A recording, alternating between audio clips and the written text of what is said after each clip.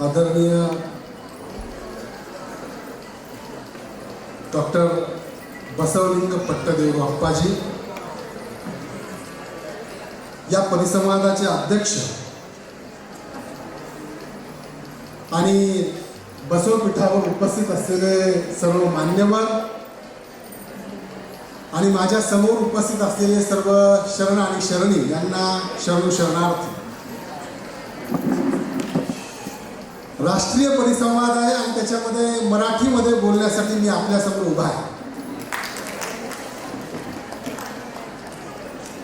खरं तर मी हिंदीमध्ये बोलू शकतो, परंतु अप्पाजींच्या अमृत महोत्सवाच्या निमित्ताने आयोजित असलेल्या या परिसंवादामध्ये मी मराठीमध्ये बोललो पाहिजे. त्याचं कारण असं आहे की महाराष्ट्र आणि कर्नाटक यांच्यामधला सीमावाद आणि भाषावाद संपुष्टात आणण्याचं एकमेव प्रतीक म्हणजे डॉक्टर बसवलिंग पट्टदेव अप्पाजी. खरं तर सृजनशील साहसांना सीमा नसतात असं मानलं जातं. त्याप्रमाणे अप्पाजींनी सर्व सीमा ज्या भाषेच्या आहेत त्या संपुष्टात आणण्याचा प्रयत्न आपल्या आयुष्यामध्ये केलेला आहे. महाराष्ट्रामध्ये बसव प्रचारासाठी अप्पाजींनी काय योगदान दिलं या विषयावर बोलण्यासाठी मी आपल्यासमोर उभा आहे. खरं तर भालकी हे जे गाव आहे ते गाव संबंध भारतभर आता कुठल्या राजकीय व्यक्तीमुळे ओळखलं जात नाही. हे गाव भौगोलिक ठिकाण कोणता याच्यामुळे ओळखलं जात नाही. हे गाव, ह्या गावातली जी उंच इमारती आहे याच्यामुळे ओळखलं जात नाही. तर प्राचीन कालखंडामध्ये भालका नावाचा एक गणप्रमुख होता जो वीरभद्राच्या दक्षाविरुद्धच्या मोहिमेमध्ये त्यांच्या सोबत होता. तो भालका, त्या भालकापासून भालकी तयार झाली. त्याच भालकीमध्ये शरण कुंभार गुंडय्या हा शरण होऊन गेला आणि त्याच्यानंतर डॉक्टर चन्न बसव पट्टदेव आणि या गावाला संपूर्ण आंतरराष्ट्रीय ओळख मिळवून देण्याचं काम ज्या व्यक्तिमत्वानं केलं त्या व्यक्तिमत्वाचं नाव आहे डॉक्टर बसवलिंग पट्टदेव अप्पाजी.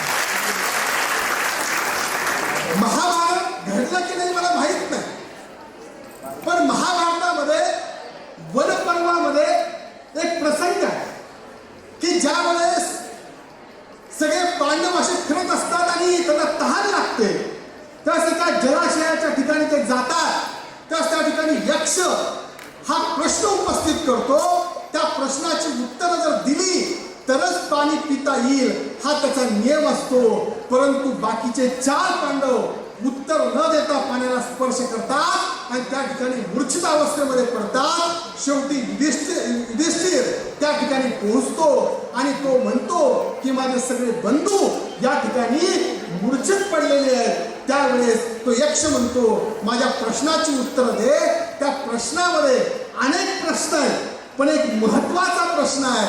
तो प्रश्न असा आहे, का दिक? का दिक म्हणजे कोणती दिशा? आता कोणती दिशा हा प्रश्न विचारल्यानंतर तुम्ही मी सामान्य लोक असं म्हणू शकलो असतो.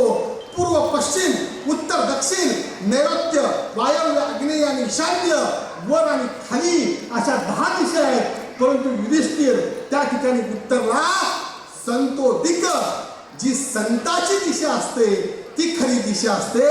मला वाटतं की आजच्या समाजामध्ये जर कोणती दिशा स्वीकारायची असेल तर अप्पाजींनी आपल्या आयुष्यभर जो मार्ग चालून पूर्णत्वाला नेला आणि जी दिशा निर्माण केली ती ज्ञानाची दिशा, ती बसवण्णांच्या विचाराची दिशा, ती आचरणाची दिशा आणि ती चांगल्या संस्कृतीची दिशा आपल्याला खऱ्या अर्थानं सुसंस्कारित करू शकते.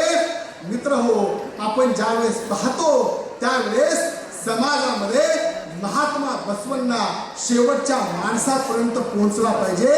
याच्यासाठी अप्पाजींनी संपूर्ण आयुष्य विषप्राशन केलं.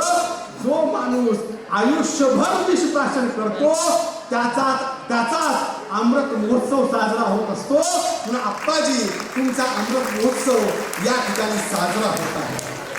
गुरु नानक यांच्या आयुष्यामधला एक प्रसंग आहे. गुरु नानक यांनी शीख धर्माची स्थापना केली. ते एका गावामध्ये गेले आणि गेल्यानंतर उपदेश करणार इतक्यामध्ये गावामधल्या लोकांनी त्यांना शिव्या द्यायला सुरुवात केली. त्यांना गावाच्या बाहेर काढलं.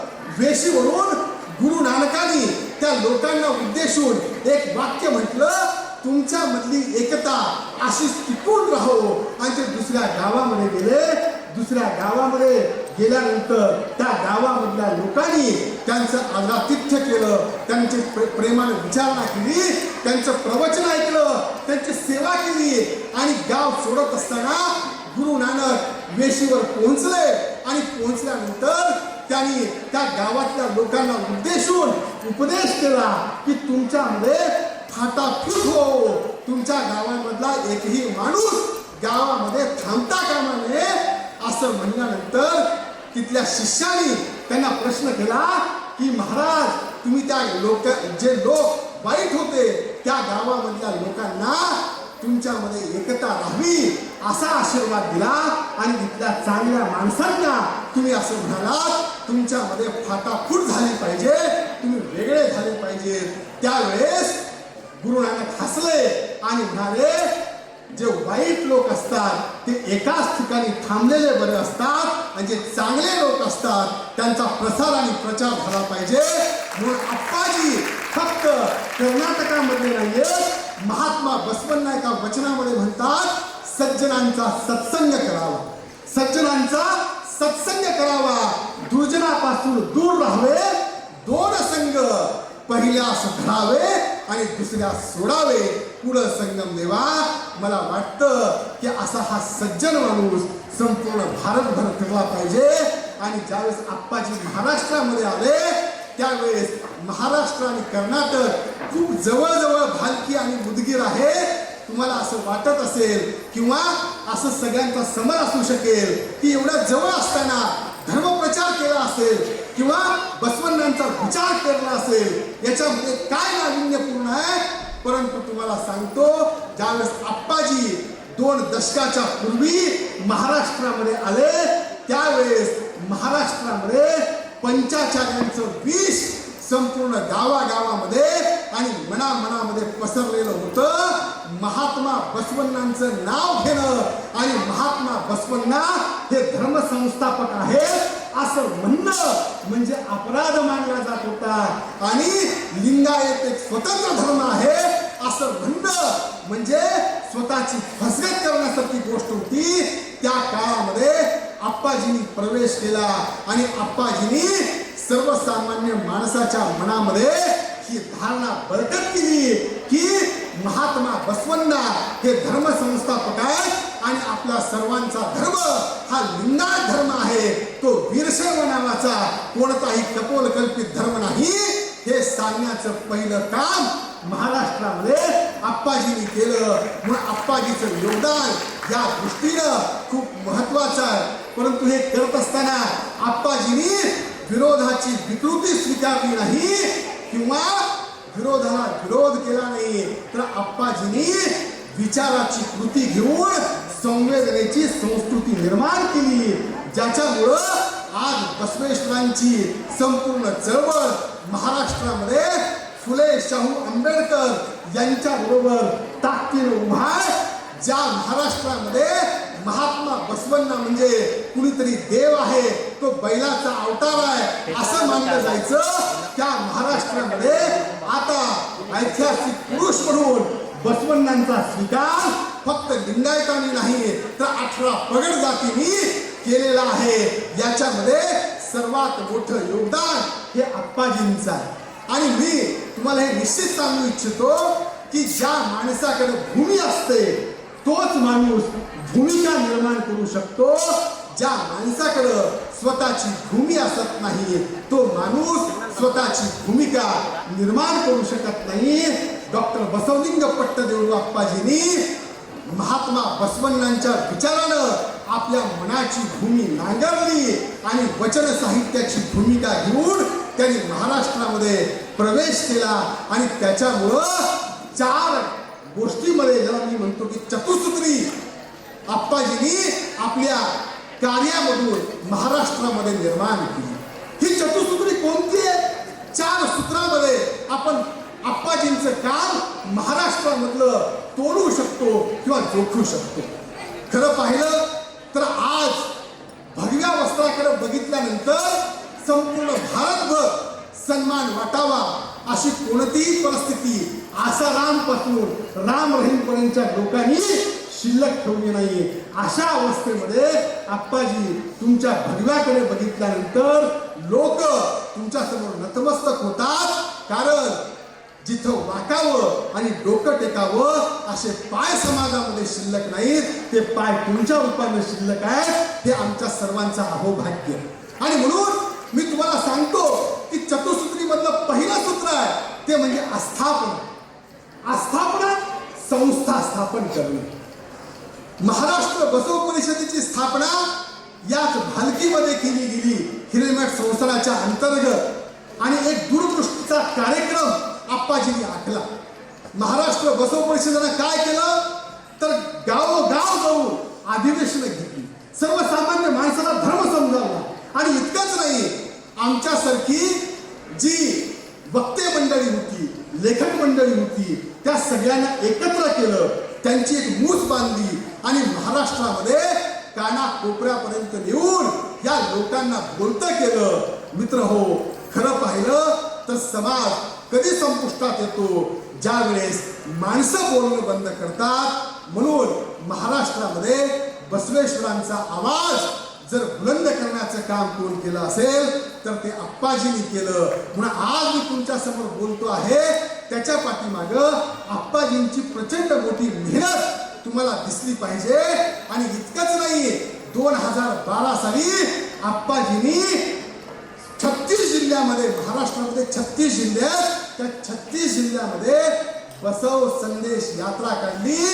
अरे ज्या भागामध्ये डॉक्टर बसवलिंग पट्टदेव आप्पाजीचं नावही माहीत नव्हतं त्या ठिकाणी आप्पाजी बसवण्णांचा फोटो घेऊन पोहोचले. आणि इतकंच नाही, पुस्तकांचा एक रथ घेऊन त्या ठिकाणी पोहोचले. प्रत्येक माणसाच्या हातामध्ये पुस्तक पोहोचलं पाहिजे, वचन साहित्य पोहोचलं पाहिजे, हा ध्यास घेऊन आणि प्रचंड विश्वास घेऊन हा माणूस निघाला. मित्र हो, असं मानलं जातं की समोर असे प्रचंड मोठं रान आहे, त्या ठिकाणी पायवाटही निर्माण झाली नाही, प्रचंड काटे अंथरलेले आहेत. अशा वाटेवरून जायला कोणी धिजत नाही. त्यावेळेस एखादा माणूस पायामध्ये कोणती वाहनं न घालता, चप्पल बूट न घालता त्या रस्त्यानं त्या रानोमाळ चालायला लागतो.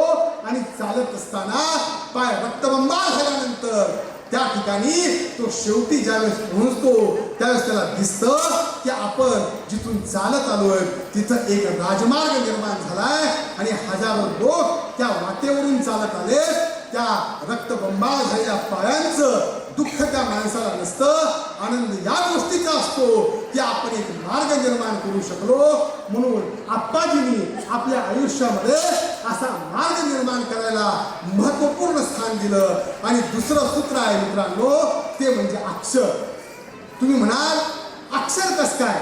तर बसवण्णांनी 12व्या शतकामध्ये ताडपत्रावर जे लिहिलं ते फगू हाटकटींनी शोधून काढलं, ते कर्नाटक सरकारने संपुटामध्ये प्रकाशित केलं. परंतु ते मराठीमध्ये आलं पाहिजे याच्यासाठी आग्रह जर कोण धरला असेल तर तो परमपूज्य आप्पाजींनी धरला. इथं BM पाटील सर बसलेले आहेत, इथं राजू झुंबरे बसलेले आहेत. ह्या 2 अनुवादकाच्या माध्यमातून करडी बुद्धीसारखा माणूस त्यांच्या मदतीनं प्रचंड असं 200 पुस्तकांचं, त्याच्यापेक्षा जास्त पुस्तकांचं दालन सर्वसामान्य मराठी माणसासाठी उपलब्ध करून देण्यामध्ये आप्पाजींनी योगदान दिलं. आणि इतकंच नाही तर आप्पाजींनी स्वतः 35 पुस्तकं लिहिली. त्या 35 पुस्तकाचा अनुवाद मराठीमध्ये झाला. जिथं अष्टावरण म्हणजे काय माहित नव्हतं, पादोदक म्हणजे कुणाच्या तरी पाय धुवून पाणी पिणं असं मानलं जात होतं, त्या अष्टावरणाचा अर्थ समजावून देण्याचं काम आप्पाजींनी केलं. आणि मित्र हो, तुम्हाला सगळ्यात आनंदाची गोष्ट सांगतो, आप्पाजी महाराष्ट्रामध्ये आल्यानंतर कोणत्याही ठिकाणी कन्नडमध्ये किंवा हिंदीमध्ये बोलत नाहीत, ते मराठीमध्ये बोलतात. खरं तर मराठीमध्ये बोलत असताना त्यांची मराठी ही कानडी स्पर्शाची मराठी आहे, कानडी लकब किंवा शैली त्याच्यामध्ये आहे. पण तो जो गोडवा आहे त्या मराठीमधला तो प्रचंड मोठ्या प्रमाणामध्ये गोडवा आहे. ते उदाहरण सांगत असतात की फुलाचा हार मेलकापडामध्ये आणला काय, कागदामध्ये आणला काय, किंवा चांगल्या कापडी पिशवीमध्ये आणला काय, तो महत्वाचा नसतो, त्याच्या पाठीमागचा भाव महत्वाचा असतो. मला वाटतं की या अशा उदाहरणांच्या माध्यमातून सर्वसामान्य मराठी माणसाच्या मनामध्ये घर निर्माण करण्याचं काम आप्पाजींनी केलं. म्हणून असं मानता येईल मित्र हो की आप्पाजींची जी भाषा आहे ती भाषा व्याकरणाने किती परिपूर्ण आहे हे महत्वाचं नाही, ती अंतकरणातून किती आली हे मराठी माणसाने पाहिलं. आणि म्हणून मराठी माणूस आप्पाजीवर तुमच्या एवढंच प्रेम करतो, हे सगळ्यात महत्वाचं आहे. तिसरं सूत्र आहे ते म्हणजे आंदोलन. म्हणजे आपण पाहिलं आस्थापना, दुसरं सूत्र होतं अक्षर, आणि तिसरं सूत्र आहे ते म्हणजे आंदोलन. महाराष्ट्रामध्ये 22 लिंगायत धर्माला मान्यता मिळाव्यात याच्यासाठी आंदोलन किंवा मोर्चे निघाले. त्या 22 मोर्चांच्या पाठीमाग अनेक व्यक्ती दिसत असतील तुम्हाला, परंतु त्याच्या पाठीमागची जी वैचारिक भूमिका आहे ती वैचारिक भूमिका निर्माण करण्याचं काम आप्पाजींनी केलं होतं. लेनिन नावाचा एक क्रांतिकारक आहे रशियामध्ये, त्यानं असं लिहून ठेवलंय की क्रांतिकारी तत्वज्ञानाशिवाय क्रांती अशक्य असते. मला वाटतं की 22 जे मोर्चे महाराष्ट्रामध्ये निघाले त्या मोर्चाच्या पाठीमाग जे गेल्या 2 दशकापासून आप्पाजींनी संपूर्ण महाराष्ट्र बसवमय केला होता त्याची शक्ती होती. म्हणून महाराष्ट्रामध्ये मोठे 22 धर्ममान्यतेचे मोर्चे निघाले. आणि इतकंच नाही तर महाराष्ट्रामध्ये आंदोलनाच्या माध्यमातून आजही ग्रामीण भागामधला माणूस काय करतोय तर पंचाचार्यांची अड्डपालखी निघाली तर त्याला पहिला विरोध प्रत्येक माणूस करतोय. महाराष्ट्रामध्ये अड्डपालखीचे सोहळे एकेकाळी लोक असे पालथे पडू काढत होते, ते महाराष्ट्रामधले अड्डपालखीचे सोहळे आप्पाजी महाराष्ट्रामध्ये आल्यापासून बंद झालेले आहेत. हे सगळ्यात मोठं योगदान आहे. आणि म्हणून आपण जर लक्षात घेतलं तर एक तिसरं सूत्र आणि चौथं सूत्र म्हणजे अस्मितेचं निर्माण. आम्ही लिंगायत आहोत असं म्हणायला सुद्धा जे धारिष्ट्य लागतं ते धारिष्ट्य. आणि चंद्रशेखर धर्माधिकारी हे पिता आणि पुत्र गप्पा मारत होते. चंद्रशेखर धर्माधिकारी हे न्यायमूर्ती होते, सर्वोच्च न्यायालयामध्ये न्यायमूर्ती. आणि दादा धर्माधिकारी हे ज्येष्ठ गांधीवादी नेते होते ज्यांनी विनोबा भावे सोबत काम केलं होतं.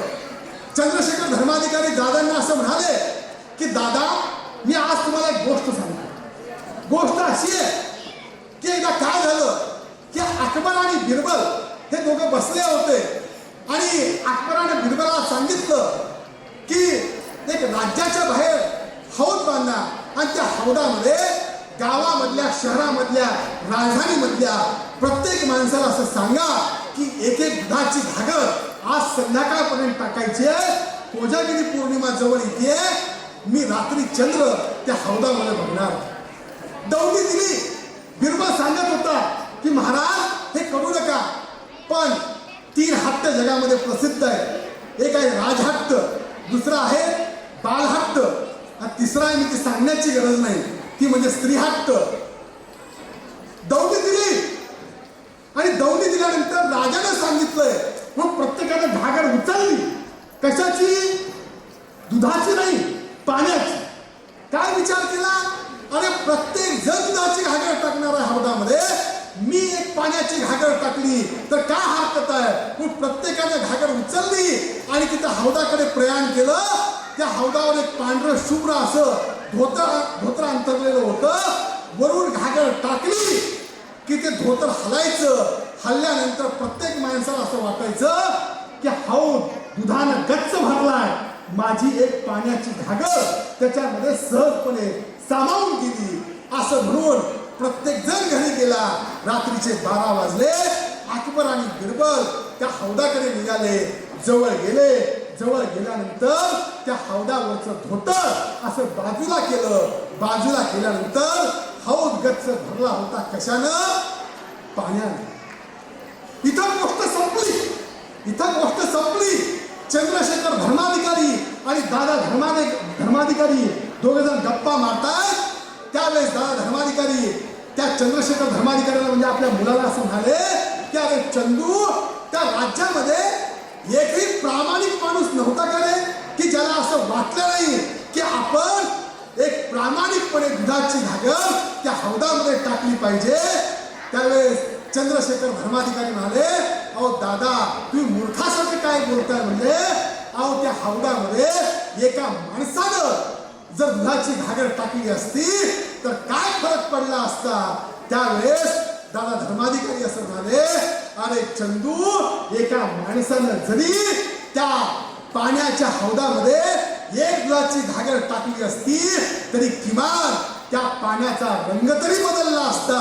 एवढी ताकद एका दुधाच्या घागरीमध्ये असू शकते. तर आपल्याकडे तर असा एक माणूस आहे की ज्यांनी तुमच्या आणि माझ्या आयुष्यामध्ये प्रचंड अमृत निर्माण केलं. महाराष्ट्राच्या वतीनं मी आप्पाजींचे आभार मानतो. आपण आलात, आम्हाला बसवंत समजावून दिलात आणि आम्हाला पुढच्या आयुष्यभराची शिदोरी तुम्ही जी दिली ती पुढच्या अनेक पिढ्यांपर्यंत पोहोचवण्याचं काम आम्ही तुमच्या पाऊल वाटेने चालून निश्चितपणे पूर्णत्वाला नेऊ एवढी अपेक्षा व्यक्त करतो. थांबतो. धन्यवाद. ಪ್ರಸಾರಕ್ಕಾಗಿ ಹೋದಾಗ ನಿಜವಾಗ್ಲೂ ಪರಮ ಪೂಜ್ಯರಲ್ಲಿ ಹಾಕಿಕೊಟ್ಟಂತಹ ದಾರಿ ಇವತ್ತು ಸಾರ್ಥಕ ಆಯಿತು ಅಂತ ಈ ಸಂದರ್ಭದಲ್ಲಿ ಹೇಳಲಿಕ್ಕೆ ಇಷ್ಟಪಡ್ತೀನಿ. ಯಾಕಂದರೆ ಪರಮ ಪೂಜ್ಯರು ಬಸವ ತತ್ವ ಪ್ರಸಾರವನ್ನು ಮಾಡಿದ ಕಾರಣಕ್ಕಾಗಿ ಇವತ್ತೇನೂ ಗೊತ್ತಿರಲಾರದಂತಹ ಮಹಾರಾಷ್ಟ್ರದಲ್ಲಿ ಇಷ್ಟೊಂದು ಬಸವ ತತ್ವದ ಬಗ್ಗೆ ತಿಳ್ಕೊಂಡಿದ್ದಾರೆ ಅಂತಂದರೆ ಇದು ನಿಜವಾಗ್ಲೂ ಪರಮ ಪೂಜ್ಯರಿಗೆ ಗೌರವ ಸಲ್ಲಬೇಕಂತ ಹೇಳಿ ಹೇಳ್ತಾ ಇದ್ದೀನಿ.